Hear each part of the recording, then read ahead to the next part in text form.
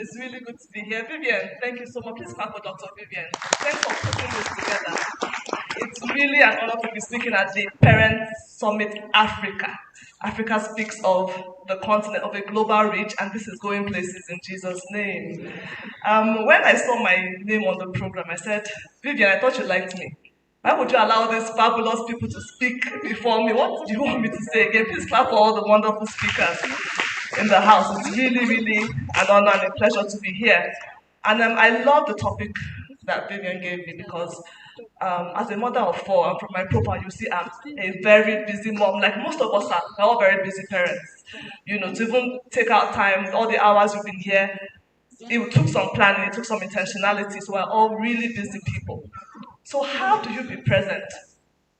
With all the books you're writing, I have a full-time job, I'm coaching, I'm mothering, I have a 17-year-old who's off to university tomorrow, I have a 16-year-old who's writing SATs soon and always in my room and asking me, what do I do now? I have a 13-year-old daughter who is at that stage of life where she's, you know how teenagers are, teenage girls, and then I have a 7-year-old who still thinks he's a baby and just wants to be with mommy. In fact, he was meant to be with me here today, but his cousin came over. And then I have a husband. So everybody needs attention, and I have an active social life as well. I'm busy in church. I go for parties. If I'm from here, I have a party, 20 minutes, just, I'll pop in and go off. So how do we make it work? How are you there for your children? And for those who matter the most, how do you give them the best of you so that you can have time to be yourself, to be whole, and impact them the way they should be? Because the truth is that they are the most important people. Not the job, not the books, not any other thing you're doing. They, your family, your children, they are the ones that have been given to you by God to pour into for some years. And once they go to university, the truth is that at that stage they are, already going out. Once they enter boarding school, to be honest, how often are you seeing them anymore? Holidays, visiting days, and that's it. So how can you be present? How can you truly be there? How can you be there for what matters and let them feel your impact? The first way to be present really is your time. Zig Ziglar says that the way a child spells love is T-I-M-E. Let's say it together. T-I-M-E. Time. So while some people will say, oh, it's really about quality time, the quantity, it's not true. Quality time is important, but the quantity is important. Because how much quality can it have if it's hardly there? If there's no quantity to it in the first place. So you must spend time with these children. You must have time for them. You must say, look, this is what I'm going to do today, and this is how I'm going to do it. Because nothing can replace the time you spend with these children. That is the honest truth. Ask your child any day. Sometimes I pick up my younger one from school and he'll say, Mommy, are you going back to the office? Because if you're going back, please next time don't pick me. Because he wants me to stay with him to the end of the day. That's what he wants. Because there's nothing more important than seeing mommy or daddy with them at that age. They really want to be around you. So your time is important, the quality of it and the quantity of it. But there's so many things that affect this time that we have. Distractions, things that juggle for these 24 hours that we have. And one of them is this. Our mobile phones, our gadgets. For many of us, Auntie Chichi, good to see you. For many of us, this is like our office, how we catch all the gossip. For those of us that create content, how we create content. It's our camera, how we take pictures. We do so much on these gadgets. And it's easy for time to just go as you're flipping. You see one thing and you forget what you went there to see. I start looking at, this dress is nice. So, what's happening? And that's it. And then, you're there, you're on your phone, and time just goes by. So you need to be intentional about how much time you spend on these gadgets. They're there to help you make your life easier. They're not there to be an impediment. And they can't take away the time that is meant for your family and meant for you. So you need to use them wisely. You should use them. They should not use you. There are a lot of apps we can use to help us when we're on Instagram, so that when your time for Instagram is up, you know, and you can put your phone down. So gadgets, TV, Big Brother, so many things take up our time, and we need to say, look, I hardly watch TV. That's the honest truth, because with all the time I have, I said, okay, what's most important to me now? And on that list, TV comes way down. So I do watch a good series now and then, but I don't have that much time. So I'm very intentional about the things I give my time, my essence to, because time can never be gotten back. Once it's gone, it's gone. Even with friends, who do I spend time with? What are we talking about? Because that time you spend gisting with that person who is adding absolutely nothing to your life can never be gotten back. You can spend that time at home, just staring at your baby. I tell you, that child will get more value, even if they can't talk, by just having their mother or their father close to them. And then, like I said, social life. Today, I was meant to be at a prayer meeting. I had this event. I have a birthday party. I have a service of songs. I have another meeting, 5. What do? You choose. You can't be everywhere at every time. It's not possible. Sometimes we overrate our importance. Which of the events do you need to be at? Which one will, if you're not there, will they say, where's Ronke? What happened? She has a role to play here. Or you go there, you'll be the first person there before the event has started. If it's wedding, you'll be there, and you will stay to every, I think they're parking plates, you're still there. I don't understand. The other day someone called me and said, I should come and escort her to somebody's child's wedding. I'm one big man. I said, I will dress up, make up, and then come back. I'm not saying you can escort your friends and hang out with them and spend time, don't get me wrong. But you have to be very, very intentional about what you spend your time on. Prioritize. That prayer meeting, I could have gone this morning. It's a good meeting. But I knew I was going to be here today, and I knew I had something else to do. So I said, no. There'll be another meeting next week, and the week after. It's okay. Yes, the vicar would have liked to see me, I know. I'll make it up to her. But time with my family, that time I spent with them this morning, priceless. Priceless. So we need to know what is important. Major on the major. Remove those things that are impediments, and then have a cook, a burner. What are the things that need to be on the front burner, that need your attention constantly? What are the things that you can put at the back and let them just be steaming for like 24 hours? Everything doesn't need the same amount of time. So remove the distractions that are limiting the time you spend with these children, so you can truly be present with them. And then let's go back to the quality. Yes, we've said it has to have quantity, and it must have quality. Certainly, it must have quality. Somebody was speaking, I think it was Haji Halima, that was saying how her father was so precious and she couldn't wait to get out of the house. And obviously, the time she spent with her father wasn't quality time. She didn't enjoy it. Or her mother shouting, that wasn't quality time. She didn't want it. And my son, my 17-year-old, said something one day. He said, Mommy, when I go, the bus, at times they drop us off. And there's some children, when they see their parents' cars outside, they're like, oh man, why is Mommy home? Why? And then there's some that they see their parents, they're like, oh, Mommy is home, Daddy is back. And he said, you will never understand the first group. How can you be unhappy that your parents are back from work early? How? And I said, because the time they're spending at home with them is not good. It's not memorable. It doesn't have quality. It lacks essence. They are constantly being nagged at, being criticized, complaining at them, shouting at them, carrying all the stress of their whatever else they're dealing with, and pouring on this innocent child who didn't ask to be born.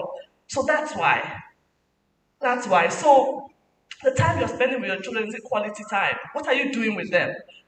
For some children, yes, you take them out, but all you know how to do is to take them to eat. That's all. That's your only enjoyment with children. It's not bad though, it's good. But that's all, there's no variety. Someone told me that her child said, Mommy, I'm tired of going for pizza. That's all you do. I'm tired. The girl, she was tired. That's your only outing. And let's go out, children. Pizza time. So at the point she said, oh, Mommy, it's okay, I have homework because she's tired. So she was telling me that you need to be more creative and think of things to do. And we need to think of things to make that time more enjoyable. The time spent with you must be time that they look forward to. So that when Daddy is coming home, they are rushing to the door, not running away to say, Daddy is back, wahala. The time they spend with you must be time that they're like, oh, every minute they're holding on to it. You shouldn't be distracted in that time, which is why I speak about that phone issue.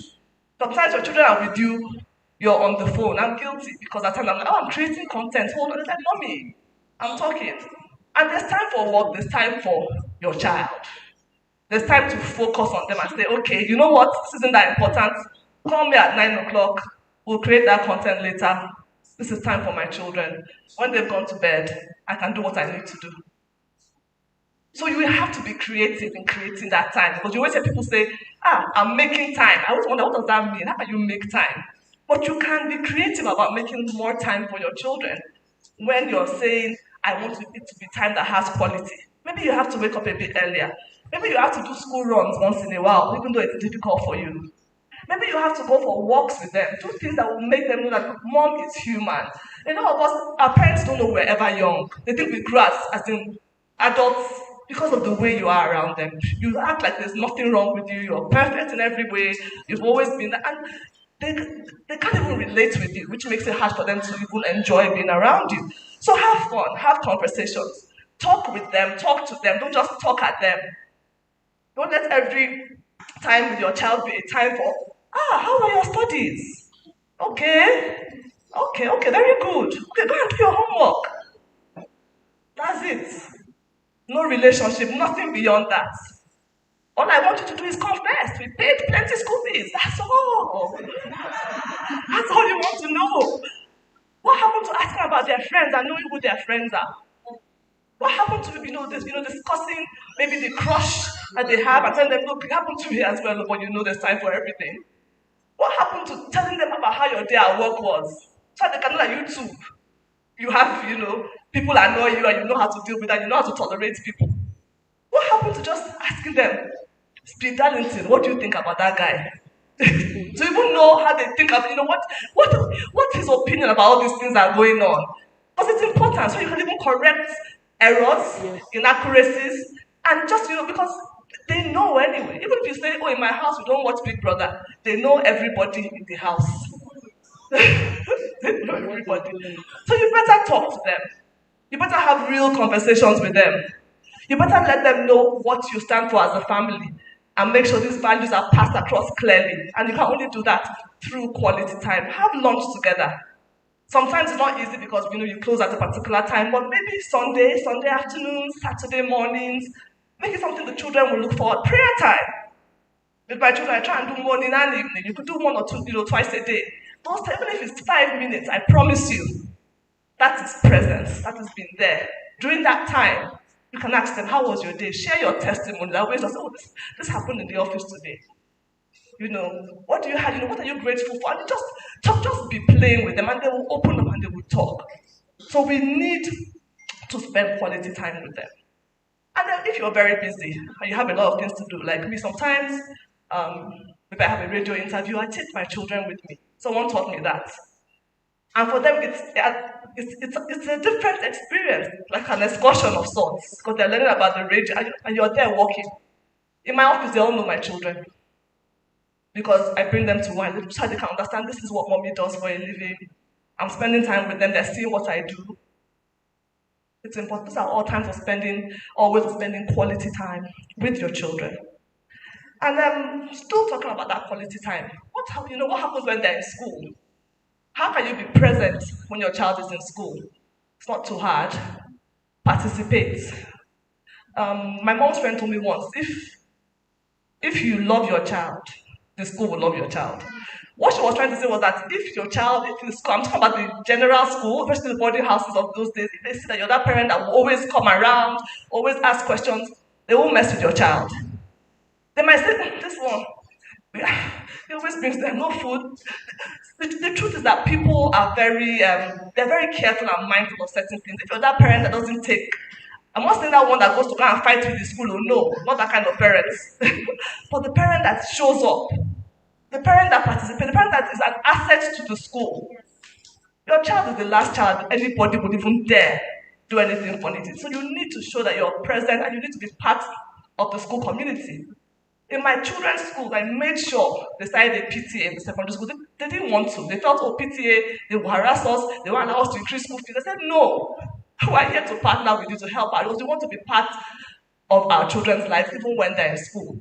We know what you guys are doing, how you're acting in local parents, and we want to assist while they're in school. And they saw, look, this is a great idea, so that's why and they've seen that we've been assets. We in the PT have been assets to those schools. So you must participate. If your child is in boarding house, must know the headmaster, you must know their friends, you must know everything. Even if your child is in Lagos and you're here, the school must know you. That's how to be present. So that even when you're not there, your child feels you. Because presence really is not just about being there, but it's about being felt. Because somebody can be in this room and you won't even feel that the person is there. The person lacks presence. The person is invisible. The person is there. But when you have presence, everybody knows you're there. As a parent, you must have presence. And that goes to this thing that we talk about, developments. We all have big houses. Everybody is expanding. Your families are getting bigger by the grace of God. He's increasing you on every side. So you move from a 1-bedroom to a 2-bedroom to a duplex. And everybody's in the house, but nobody is together. Every child is on their own system. You're in your room on your phone or watching Big Brother or whatever you're doing. Daddy is doing his work, in his study. Nobody is together. But you're all at home. Are you present in that case? No. So it's not just about being there. You have to actually say, okay, you know what, let's be together. There's this thing we do now, there was a house I went to the other day, and every child had their own gaming system, this PS4 thing. Every child had their own. So nobody shares. That's what they're saying. You cannot share. Every room has a TV. I don't do TV in bedroom, by the way. Put the TV. Let them stay together. Let them commune. Let them be present in each other's lives as even siblings. And you be there for them and see what they are watching. And pay attention to them. So it's very, very important. And then communication. One way we must be present in our children's lives is that the way we communicate to them, verbally and non-verbally. Do you hug your child? Some children will say, Mommy, I love you. Oh no, we're not mommies. I think mommies have gotten over the whole I love you. It's daddy sometimes. I love you. Thank you. Or what do you want? Learn to use endearment with your child. Learn to be vulnerable. Hug them. Give them those hugs. Give them those kisses. Touch them. Talk to them. Like I said earlier, ask them how their day was. Talk about your own day to encourage them. And when you're communicating, your responses are very important. A friend told me how he told his mom how he liked this girl. He was 14. I like this girl. I really like her. And he told his mom who he felt he was really close to. And she went and told Baba. And Baba beat this guy. Already, girl. You want to get the girl pregnant? And that was the last time he ever talked to his mom about anything. And did he have girlfriends? Yes, he did. Yes, he did. He didn't share anything. And she lost a vital time to be able to educate him on so many important issues. How to treat women, how to wait, the right time for sexual relations. She lost it. So communication is important with the way we do it. How do we do it? How do we react? How do we respond? Like I said, don't talk at them. Talk with them. Have conversations with them. My children, some parents might say, oh, you can't be your child's friend. I disagree. There's a place for that parenting thing, but there's a place for the friendship. It's a different kind of friendship. It's not the friendship of you and your classmate, but it's a friendship regardless. They should be able to open up and tell you. There's some things I will tell you about my child. My child, I know everything. I know their teachers, I know everything that's going on because they feel free to come and gist me, see what's going on. Because I've learned to communicate with them and tell them about myself. So they feel very free with me. Now, somebody mentioned self-help. I think it was Halima. You cannot be present in a useful manner if you're not okay. Your presence will end up harming the other person. Because, who knows, maybe that who was shouting was frustrated and having mental issues himself and just didn't know how to, he didn't know better. When you know better, you do better, for most people. So there was something my mom used to do when we were younger. She would come back from work. After we greet her, she would enter her room and lock the door for like 1 hour. And I couldn't understand it until I had children myself. I couldn't understand it. And that her 1 hour in the room was, let me distress. I can't offer you guys anything right now. I'm tired, I'm irritable, they've annoyed me at work. I just need to have a bath, calm down, Then she will open the door. And mommy is ready to take on her 6 children. And she was a very present parent in every aspect of our lives. Every. She taught me how to. I grew up in Okoye, but I was always in Ajegunle and Festac and everywhere. She made me take the bus. She said, there's no driver today. Enter bus and learn. You will learn, you won't die. She was very present. She was so present that she understood who we are. Her and my dad were actually quite present. And the truth is that I stammer badly. Who noticed? Anyone who went to secondary school with me can't believe I can talk. Federal Benin, I could not talk. But because I had very present parents, my father would sit down with me after work. No joints, no hanging out with the boys. He would take a tape recorder and he would make me talk gently. Talk. Try it again. You're doing well, Chi. Do it again. Well done. And that's why I can stand in front of all of you like this today. So, being present allows you to see the potential in your child, to know what they can do, to help them overcome their issues, their challenges, their inadequacies.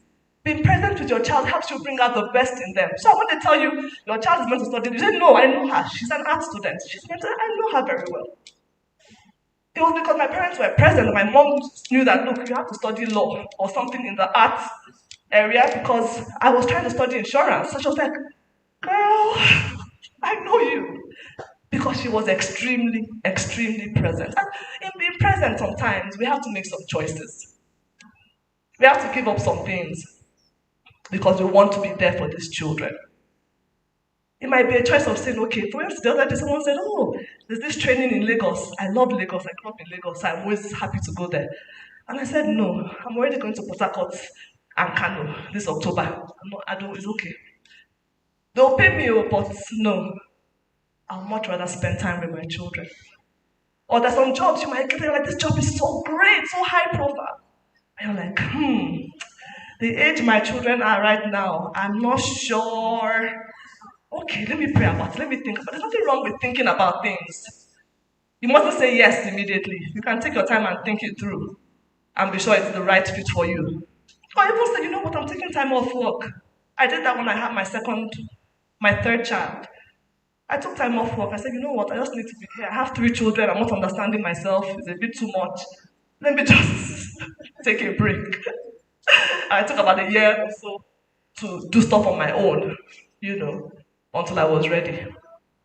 And maybe you can't afford to take off time from work or whatever. That's where the agreement part comes in. Having a spouse who understands you, and both of you working together to making sure even when one parent is not present, the other one is at every point in time. So that when trips have to be made, you can say, okay, you know what, honey, you go. I'll stay back with the children. Or, you know what, I'll go. So that's really, so there's so many things you can do. But the truth is that we have to ensure that being present is understood. It's not really about the gifts we give them. It's always said, presence over presence. Your presence is what's needed. Your presence must be enjoyable. Your presence must be something they look forward to. Yes, the goodies are part of it. We love them. It could just be granuts. Nothing major. They will enjoy that granite more if you're there eating it with them than you bringing lots of stuff and you're never, ever, ever around. What are those important dates in your children's lives? Birthdays, recitals, things that are just really, really major. So you can tell your boss, okay, you know me, I'm always doing my work, please, this one, please. Or have someone cover with you. That's why it's important to have a good connection with your colleagues at work so that they can cover up for you when you need to run to that school to watch your child give that thing they've been rehearsing for weeks on the stage. It takes a lot of intentionality, but I promise you it's so, so worth it. And let me end this by giving you my experience when I was doing my second master's in the UK, when with my 2 younger children, 18 months and 7 years at the time. And it was just me and them. And I left my 2 older children at home with their dad. And it wasn't easy. I was, I committed to doing FaceTime and all of that every day. And my second son was to graduate from primary school. And he said, Mommy, please, I would really like you to be at my graduation. When are you done with school? And to be honest, I was going to be done about July, August. And his graduation was like early July. I said, okay, I'll be there. And it meant me working really hard. It meant me doing so much. But I'm so happy that I made it. And I took those pictures with him and I was there for him. I had missed his whole year 6 basically, because I was away. It was just phone calls and just one visit. And I was there and I still made a distinction in the end because my heart was in it. So you can do it. You have no excuse, that's the honest truth. We have so much at our disposal. We have conferences like this, which our parents did not have, to help us plan our lives and say, you know what, I can be the best I can be as a parent. I can be there for them. Even with this whole busyness in this world, I can take time away and retreat and say, look, this is just time for me and family. I can do family holidays. I know better now, so therefore, I will do better. Thank you very much.